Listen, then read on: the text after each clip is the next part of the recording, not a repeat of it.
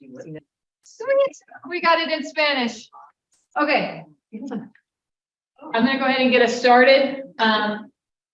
If you are online, Sarah is going to be posting a link in the chat to the Texas Transition and Employment Guide. You can get that in English and Spanish on that link. And she's going to help you with that. If you're in person, I have Spanish, but I only have English like on me right now. So I can give you two, but you really only need one. I guess we can share. No, like long term, you really only want one, but for long-term purposes, you really don't want too much around.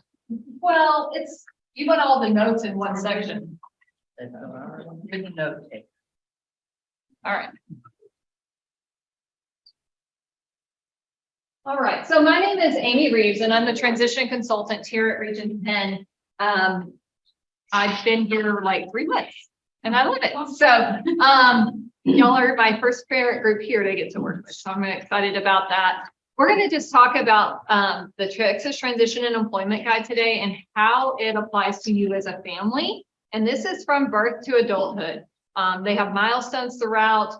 There are different things to help you check those boxes so that if you're an elementary age parent, you're not as overwhelmed when you're a high school age parent, because I know our high school age parents in the room are probably like stressed a little bit because there's a lot, and you'll see that within the guide. Really, it ramps up once they get to middle school, and then it ramps up even more once you get to high school. So we're going to go through that today. Stop me, talk to me. I know we have a limit. I have to be done by like 2 o'clock. So I'm going to keep on track as much as I can. But if you have questions, those are important to me. So, all right, maybe it's going to work. I just need to go one.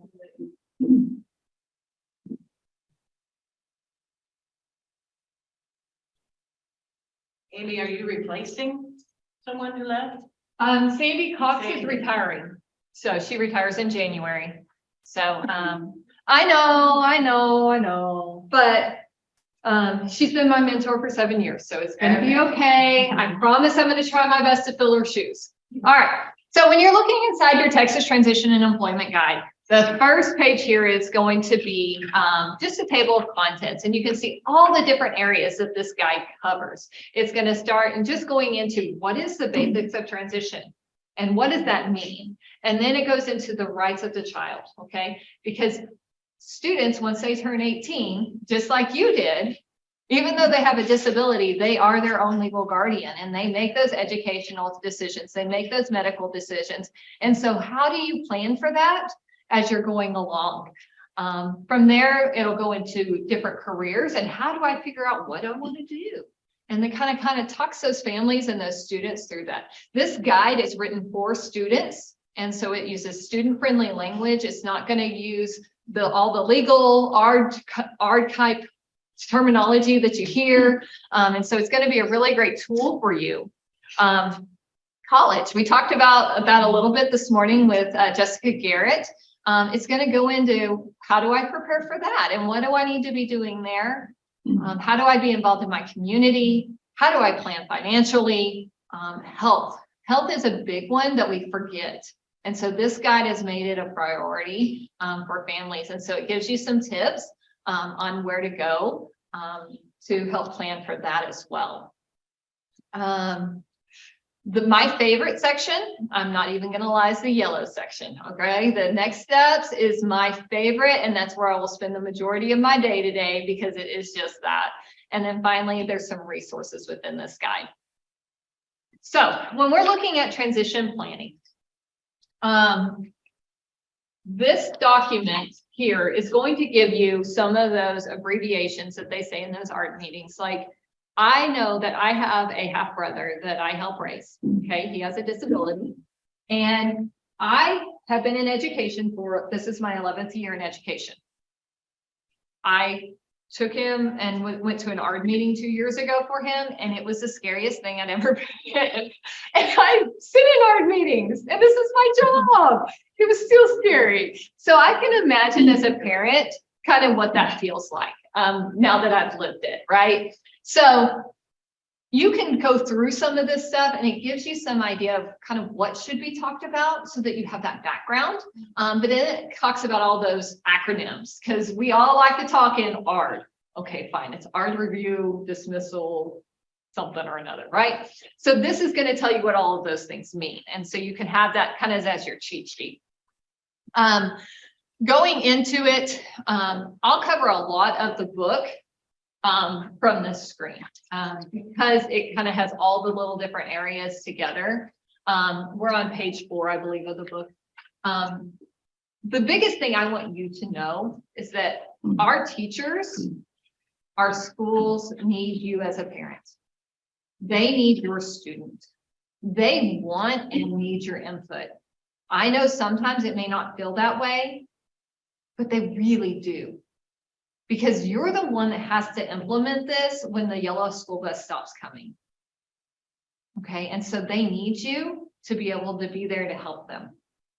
And so please, when they give you a phone call or shoot you an email or send you a transition assessment, fill those out. Take that few minutes. Even if you're like, how is this meaningful for my kid? Know that they're using it for something. And so just take that extra few minutes to make sure that you're completing that. Or if you have questions about it, give them a call. And sign up for services now.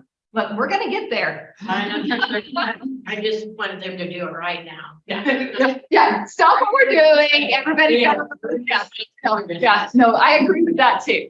And the schools are willing to help you sign up for those services as well. I mean, I'm sure that they are going to help get you those phone numbers and those contact numbers because that's part of transition planning to help you to be able to do that. Okay. And so we'll talk about who that person is here in just a minute. They've given you the directions within this guide. I promise the school district wants your input. Okay, so be a part of those art committee decisions, talk to those case managers, those teachers, and just give that input and that value. Transition assessment, they are going to be giving you various assessment over the years. And we're not just talking STAR, they can use the STAR results, but they're going to be looking at, if your student wants to go to college, they may have an assessment for transition to determine if your student is college ready. They may have an assessment to determine what the independent living needs are for your student. They may have an assessment that they're going to be doing for employment, looking at those soft skills. If your student is nonverbal and maybe medically fragile and things like that, your input is valuable information because that your student may not be able to provide that information that's needed. If your student is more independent and able to provide that information, they're going to be getting that from the student. But I know that when I ask my Ellie girl, who's 3, if she cleaned up her room, she's going to tell you yes, because she lies through her teeth every chance she gets. So we want the parents' input to see what's really happening at home, right? And we'll take and look at what's happening at school, what's the parents say is happening, what's the students say is happening, and then we can take and build that together and find out what's truly needed and what truly are those student strengths. And so that's why it's so important that you're a part of that transition assessment. Looking at your post-secondary goals, okay? The state or the federal requirement is that we start transition plans at age 16. State law says we start at age 14. And honestly, it's even before that because it has to be in place by the time they're 14. Okay, so when your student turns 13, you should be expecting some of these conversations. Now, it does say, if appropriate, they can start sooner than that. So if the school district says we're going to start transition planning at age 11, then they can start transition planning at age 11. They don't have to do the whole big gamut of all of the stuff. They can just take little bits and pieces. They don't have to do all of it until they get 14, 16, but they might start doing some of that stuff. And so just know that it's coming. Know that it's okay for your student to change their mind 15 times. It took me, I think, 11 years to get through my bachelor's degree, and I changed my mind like 6 times. That's why I ended up with an interdisciplinary studies degree and went into the steel industry before I went into education. Like, we all change our mind and it's okay. Yeah. if they decide that they want to do cosmetology at 13 and then decide, I don't want to touch people's hair or whatever it might be, I want to be a nurse instead, that's okay. It really is. Okay. And so maybe they're not going to be a nurse if they have more significant support needs, but they can be medical technicians. Thank you. They can be medical technicians. Like they can help do some of those other jobs that align with that interest. And so we don't have to dash all those dreams, but we are going to start planning no later than age 14 in the state of Texas. So that's when you should see a transition plan in your student's IEP. The other thing that you're going to see is an annual IEP goals. Those have to be included no later than age 16. You're going to see that at age 14 in most cases in most districts. Okay, just because we're transition planning. And it's easier. My recommendation to schools when they call me is you're going to have teachers that move from middle to high and blah, blah, blah. And if they're coming from middle school and they haven't been doing it, then they might not do it in high school because they're so used to not having to do it. So it's better just to be consistent from age 14 on. And that's what I tell them. Now they can take it or leave it. I don't make the rules, but that's my recommendation to them. Those annual IEP goals need to be more than researching colleges and researching scholarships, researching jobs. Those are all fine and good, but those are what we call a coordinated set of activities. And I'll get on that kick in a minute. Okay. I love them. They are my favorite thing in the whole wide world. Okay. They need to be meaningful. Those transition goals need to help them with their independent living or those socialization skills, the self-determination stuff, choice making, relationships, asking for help, those things that are going to make them a better student and an employee long-term. If you're an elementary age student or parent in here, you can be like, you don't do those yet. You can ask for those. If your student is struggling with self-determination skills, you can ask for a goal in elementary school to help work toward that student being more independent. And I promise those middle and high schools are going to love you for it.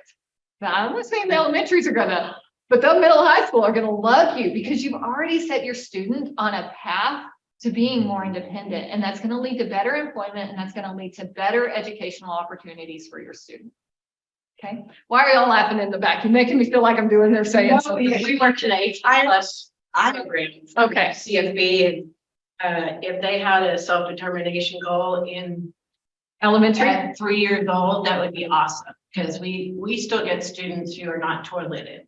And that should be a goal from 3 until 22.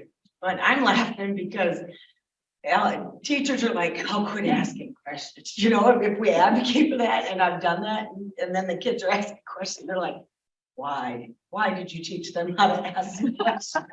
I love it. And I think that they should be asking questions. It's great. So I don't care. Keep doing it. So Self-determination goal is for the kids to speak up more. Yeah, How to would ask they for make help. that happen? self-advocacy. and a lot of what she was talking about this morning, where you're role playing, that's something that they can teach in the schools. That's something that they can help you with. Okay. It's not just that, it's problem solving. Say you have a student who's consistently making poor choices. You can do an annual goal, and it could look like within the annual ARD period, because you got to make it, I got to do all the little things, right? So within the annual ARD period, when given the 5-step decision-making process and a scenario, Johnny will make a good decision in 3 out of 5 trials. Okay. Then in the objectives, you break it down. You can say, the first objective is going to have the whole same first little feeder thing, right? Johnny will identify the problem. We got to figure out what the problem is. If he doesn't know how to identify the problem, he can't make it to the rest of them. And so your next objective could be Johnny will select 2 options, 2 Size choices. of the problem, Huh? size of the problem, and then 3 options to solve the problem. Yeah, I usually do 2. Would that be done like a social skills group or Yeah. a speech? Or Yeah. Anywhere. Yeah. And, you know, So- all day. But you can break that choice making down all the way. And so it's a really great place to do that.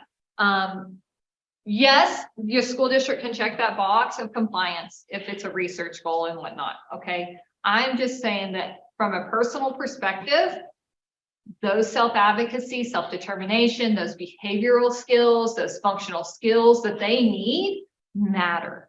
And they can help that student be a better student and employee long-term. And also, if you've got a student with more significant needs, if they can't toilet independently, like she was talking about, they have very few options in the post-secondary world. Okay, they have fewer day habilitations to go to. Not that I'm advocating that they go to that. I advocate for employment first. But if they need a personal care attendant, that makes employment harder. And so just kind of keeping all of that kind of stuff in mind and making sure that the goals that are written are meaningful and long-term to help those students. So the next one is transition services. This is where I'm going to get on my little kick. And I probably will try to exit out of here to show you something, but coordinated sets of activities. These school districts are really great in making sure that you as a family and you as a student have everything that you need. Yeah. No, they really are. Because if you don't think that they have that, if you don't think you all have a life jacket on right now, wait until the school bus stops coming. It gets worse. Okay, it really does. So They don't have to do it, but when you have an IP and they don't follow it. okay, They need to go back to. yeah. Really. But as a school district, as a general rule, school districts are helping you as a family. When a student's wheelchair breaks, they're calling in ABC Wheelchair to fix that wheelchair for you. When that student has a need for speech, they're providing those speech services in-house. That stops when the yellow school bus stops coming. And so it may not always feel like they have given you all the things that you need, but they are providing quite a few things that you don't even realize are happening behind the scenes. And so when we are in the schools, we're like the life jacket. This is what Region 13 there, Sam Gonzalez he's Region 20, the Austin area, San Antonio area. He says the schools are like a life jacket, and we are keeping you afloat or your student afloat. And then when that yellow school bus stops coming, we take it off. And what happens to that student? They can't swim because we haven't taught them to swim. And so these coordinated sets of activities are meant to help you as a family and as a student learn to swim. And so that's what these are for. So it may be some things in those coordinated sets of activities within the transition plan that the school is doing. There may be some things that you as a parent are doing, and there may be some things as a student that you are doing. Okay. So when we're looking at transition and those coordinated set of activities, there's 5 areas that they will usually address. Some may not be applicable, but generally there are 5. There's the instruction. So that's for a student that might be going off to college. What are some of the things that he needs to do? Well, for our families that have a junior or senior, that student needs to go ahead and start getting ready to working with their college and career center to apply for schools, apply for scholarships, complete their FAFSA their senior year. They might need to be researching schools. They might need to be reaching out to accessibility offices so they can determine what supports are available, so that they can start working on those accommodations. That's something that the families can be working on with the College and Career Center.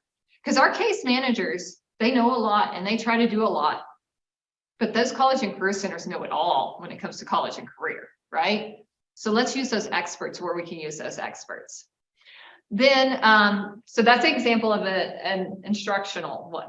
Then there's related services. Say your student has speech in school, or say they have a wheelchair. You can work with those related service providers, those speech OTPTs, find out who they're talking to, who those service providers are. And then the next time they call in to schedule ABC Wheelchair to fix your kid's chair, let you be on the call. Maybe it can be a Zoom, so you can find out what they're asking for and who they're calling, so that when that student's wheelchair breaks, when that yellow school bus stops coming, you know who to go to, you know who to talk to, you know what kind of questions to ask. That's a way to do related service. If you look on, I'm used to eSped, so if you have, y'all are parents, so y'all don't know that, so I have to think of it in page numbers. And so on The next one is going to be employment related needs. One of the things that I would tell anybody whose student is age 14 or above, you need to be signing up for Texas Workforce. You need to do that at age 14. And I know that sounds crazy, but you need to be thinking about it even before that, because the service is going to start as soon as they turn 14. Okay. They can offer vocational adjustment training, which are little mini modules that they can take in the summers or spring break when they're sitting at home with their hands on their lap or playing their video games. They can be going to STEM camps. They can be going to do these VAT things. It's a great opportunity for them, and it helps prepare them so that when they are a senior, they're more employable and ready to go. They can do, we were talking about drivers that are driving over there. They can do a driving assessment to determine if it's appropriate, if they decide that that student needs to be able to drive. They're not going to pay for something that they don't think they need. Like, it's not related. Yeah. Is Texas Workforce, is that for anyone in special ed or any, like, what's the qualification? Special education or 504. And I have Facebook land I've got, or not Facebook land, Zoom land. I'm gonna have to figure out how to get a digital copy. Texas Workforce was here Thursday and dropped these off. So I do have Start My VR if you need to connect and you're in person. If you're in Zoom land, I'm gonna have to figure out how to get the PDF. They were supposed to send it to me. I haven't gotten it yet. But I will, if worst case scenario, I'll scan it in and get it to Jim to send out to you guys. But they can do tons of things. And on most of the time, it's at no cost to the families when it's transition related. There are certain things that they're going to need some income stuff for. But those are things that you can do for employment. Or maybe employment is where they write a resume. Instead of writing an annual goal that they're going to do a resume, put that in employment as a coordinated set of activities in their English class or in their CTE class. Sally will do a resume or fill out a job application or whatever that looks like. Maybe for your student, if they're younger, that's where you put more of those self-determination things, choice making. If you can have an annual goal, but maybe there's some things you want to work on at home, and then you can put those in there. Most of the home ones are going to come in these next two sections, which is community experiences and independent living or daily living skills. Those are the next two. Community experiences, how is your student going to be involved? They desire to be involved in their community as much as you do. Okay, they just do. They want to be a part of their community. They want to give back. Even our students with significant medical needs want to give back. And so if we can give them that opportunity to volunteer, or just to be out there, go to the library with your child. Those are some things that we can put in those community experiences. Be a part of Special Olympics, or be a part of a non-disability friendly thing, and go to be a part of a soccer team or a baseball team or whatever, because the skills they learn in those social interactions way outdo anything that can happen in a disability, all disability people place, right? So start enrolling them. They can play sports a lot of times. Let them play sports with non-disabled peers so they can learn how to play sports and overcome those things with their non-disabled peers. Okay, that can happen at the gym. There's lots of ways to do it. Then the last one would be daily living. At home, Johnny's going to make his stinking bed. Because, well, you as a family have been fighting Johnny to make their bed. So if we make it a part of the IEP and let Johnny be a part of that IEP, Johnny's going to be more likely to make his bed because he knows his teacher's going to be checking on him. Did you make your bed last night, Johnny? Can you put that up in the IEP? You can. You can. If you're writing transition plans, yours is elementary age, so that's going to be a little harder. You're going to think in elementary, you're going to see the milestones here in a minute. It's going to be more sign up for those medical aid waiver lists. Those are the kind of daily living things that you're going to want to do is further down. But yeah, you can when they get into that middle school age, but you can start doing some things. I've got to watch my time and I'm running short. But there's some documents on texastransition.org for parents and for students. They have done a really great job developing these. And so they talk about ways that you can implement self-determination at ages 3, 5, 6, 9, 10. They're all in there, and I can pull those up after we're done. So let me skip around and get through some of these. Self-determination, I think that I've been there quite a bit today. But what I will say here, make sure that they're included in their art. Okay, and not just sitting there. Let them introduce themselves, let them introduce you, let them introduce their teachers. You can start as little as that in elementary school. I just want to make one point that parents don't put something in the IEPs that cannot be accomplished. If making the bed is one, I need to make sure I have a bed at school, Not necessarily, because I can't control what the parents do at home now. but this is a coordinated set of activities in the transition plan. So it's going to say, with the help of the parent at home, Johnny will make the bed. And so that shows where he's going to be doing it. Okay. It's not necessary. The coordinated set of activities are made for everybody to be a part of. Now, you might need to send home as a teacher, you might need to send home the steps to make a bed so they can have that. You need to support it, but you're not collecting data on it. You're just helping them take that next little bitty step, one at a time, one at a time, one at a time. Okay. So you're supporting it. And if you can do maybe a video at school or something, but it's really going to be more at home because we're teaching them to swim instead of doing it all ourselves. So coordinated set of Activities, it's within your transition plan. I'm new to Texas and I'm new to high school immediate things. So is that like after there's a section when I get to do an IEP that says? Yes. Okay. Well, I mean, it's going to say, it depends on your IEP system, and we'd have to talk about that later, but yes, it's in your IEP. It's part of transition planning and it's required beginning at age 14. So, referral to agencies. I've already kind of talked about Texas Workforce. The other one is going to be your local disability authority. They are going to work with our students with intellectual disabilities. They can work with students with autism. If you're Dallas County, it's Metro Care. If you're Collin County, it's going to be LifePath. Thank you. If you are like Kaufman, that area, it's Lakes Regional. So there's going to be, I don't know offhand, but you can just Google local intellectual disability authority, disability developmental authority, something like that, LIDDA, LIDDA, and it'll show you all of them across the state, and you can choose yours that's in your county. I'm sorry, I just don't know who that is. And I realize now that you said that we do have people all over the state, so that on Zoom. So that would be what I would suggest to you if you're in Zoom land.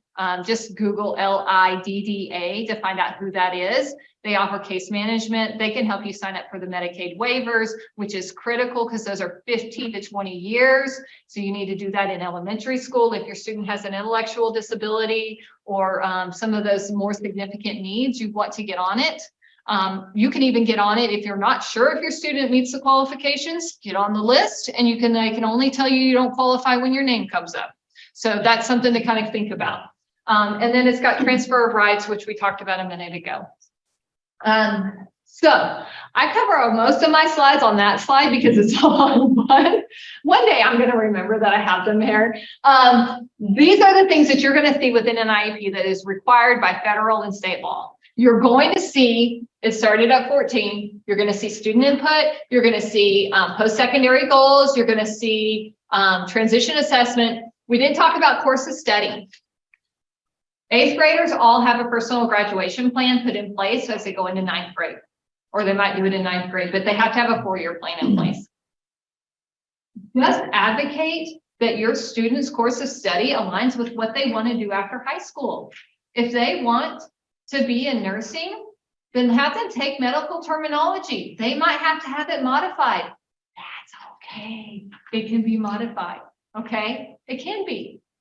If they want to be in automotive, it may not be available on every high school campus. So what do you do then? Well, maybe principles of human service. They have to interact with customers. Look for classes that have TEKS that align, that can cross over industry. Okay, so principles of human service is a great one. I have a lot that wanted to do culinary arts in my past life. We didn't have culinary arts on every campus, but we did have food science. We had lifetime nutrition. Some of these have gone away and they've replaced them with something new, so they might have a new name. Okay, but you can ask the counselors, what kind of classes do you offer that align with Johnny's goals? And they should be able to tell you that. And that 4-year course of study can align with what they want to do. And that's a conversation to have in 8th grade. It's a conversation to have in 5th grade as they go into 6th grade, because there are classes in middle school that they can be taking that align with their goals. So there's ways to incorporate these transition plans, even though it's not technically a transition plan in 5th grade, 6th grade, you can still be doing some of these things. Coordinated sets of activities, need for referral. They have to have an annual goal and they have to be updated every year. So you're going to hear some of the same questions because they have to ask some of them to make sure that we've updated all the different sections. Within the transition guide, you're going to see student stories. These are real stories from real people. Okay, they're talking about what transition planning and how it helped them and made it better for them. Anytime you see this little microphone here, that's my life, my voice. That's a way to help your students start preparing to be more self-determined. It's the microphone here. Whenever you see that microphone, those are things that you can do as a parent to prepare your student for their ARD meetings. It can be a way to prepare them for at home, but these are some things. So before your ARD, during your ARD, and after your ARD. Maybe you have a 3rd grader and you don't want them doing all of those things because that's a lot. Pick one. It's okay to just pick one. But how can your student be more self-determined? That's what that's for. And then at the end of every section, you'll see a little trophy, so spotlight on supports. It's Texas Workforce, the TED, the Texas, or their Transition Employment Designee. Every district designates one. It's on their webs. You can go to Ask TED and there's all the directions in here on how to get there. But they should be on your paperwork, at least in the documents that I was giving out. They had the TED listed within the transition section. It would say your transition employment designee, or for more questions, reach out to Amy Reeves. And so that information is there. But if you look for your transition specialist, transition coordinator, those people are going to usually be your TEDs and the ones to help support you. There's a whole section on questions you can ask your ARD committee at the end of every section. Again, you don't have to do them all. Pick one, pick two. Every section would be a lot of questions, but you know what? That meeting is so important. And so take time to prepare for that. And this is a good way for you to be more involved as a parent and ready and being a participant in that, and a student as well. My favorite part, and I'm not sure if I'm gonna be able to get out of here, but I'm gonna get out of this screen and I'm gonna take y'all there. So when we are, sorry, Spanish speakers, because my thingy is going to go off. I don't have, it doesn't do it when I'm not in PowerPoint.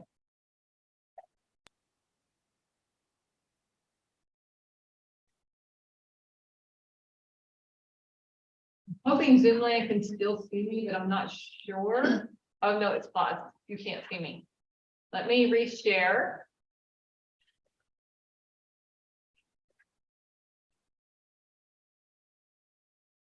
Share view screen.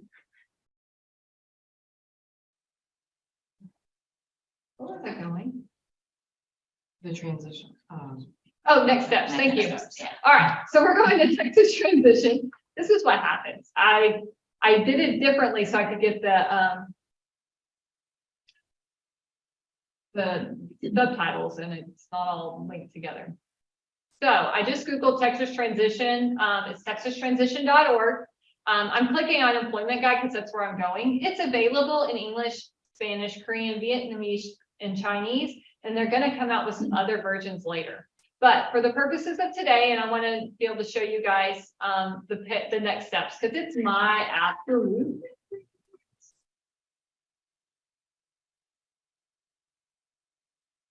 Is it already said? Thank you. Hard to see your collections. There you go. All right. So when we're looking at next steps, it starts at age 3 to 5. There's only a few in this age group, but these are things you can check off. On page 2, it has the Medicaid waiver list. Put your name on the interest list for Medicaid waiver programs. Again, those are 15 to 20 years. That's something that's critical that you really should do at age 3 to 5. If you're in high school, and you have a student with an intellectual disability or gonna need higher support needs, get them on today, go home and make that your priority. If they don't have as high as support needs, you can still do it because you don't know what's gonna happen in 15 years. Or 20 years, whenever it comes up, but that's something you want to get on immediately if you can. Your kids really high functioning, is that something that applies? It just, you don't know what's going to happen in the future. You don't know what their qualifications are going to be in 15 years to be on that list. So it's something you can get on, even if they don't qualify today, they might in 15 years. So, and you don't have to get on all of them. There's 5 of them, I believe. And some of them are like deaf and hard of hearing. And some of those may not be appropriate, but the HCS, it's home and community services. That's like what I hear people call as a Cadillac of services, because it does the personal care needs. It is the job coaching. It is all those things that you need. And so that's one that if you just want to sign up for one, just sign up for that one.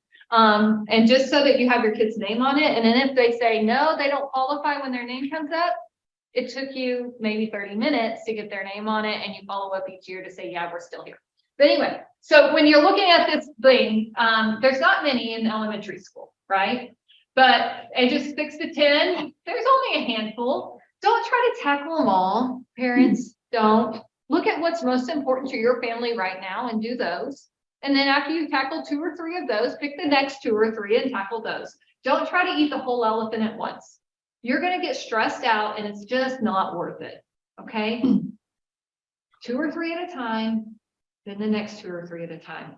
Prioritize it based on what you think is most important. And if you really don't know, ask your case managers, ask your transition specialists at your school. They're going to be able to help guide you. Okay. Because they know what their other students are needing. Right.